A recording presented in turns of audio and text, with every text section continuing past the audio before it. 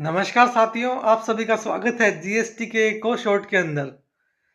Sir, department के पास हमारे 3 laser maintain होते हैं। आप क्या बता पाएंगे कौन-कौन से लेजर हमारे मेंटेन होते हैं डिपार्टमेंट के पास? सर, हमें याद है, मैंने कहा बता दीजिए। सर, डिपार्टमेंट के पास हमारे 3 लेजर जो मेंटेन होते हैं, सबसे पहला है electronic cash ledger. Sir, number second है electronic credit ledger. Sir, number third है electronic liability ledger. Sir, electronic cash ledger का मतलब क्या होता है?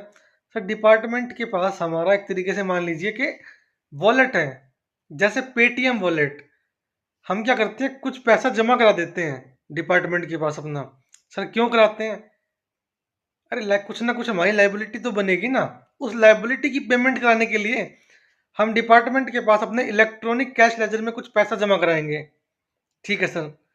Sir, number second ledger electronic credit laser. तो इलेक्ट्रॉनिक क्रेडिट लेजर के अंदर क्या होगा sir? Sir, electronic credit laser के अंदर होगा जो भी हमने परचेज करी है किसी रजिस्टर्ड पर्सन से, और उस परचेज पे अगर हमने कोई जीएसटी पे किया है तो वो कहाँ पे शो होगा? हमारा इलेक्ट्रॉनिक क्रेडिट लेजर के अंदर। ठीक है सर। और सर, इलेक्ट्रॉनिक लायबिलिटी लेजर के अंदर क्या होगा सर?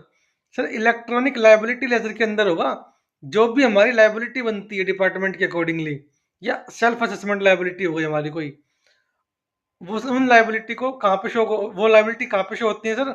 इलेक्ट्रॉनिक लायबिलिटी लेजर के अंदर। तो इलेक्ट्रॉनिक लायबिलिटी लेजर में से जो लायबिलिटी डिस्चार्ज होगी वो किस तरीके से होगी? सर, इलेक्ट्रॉनिक कैश लेजर से होगी और इलेक्ट्रॉनिक क्रेडिट लेजर से होगी। ठीक है सर, हमें समझ आ गया। Thank you sir, stay connected.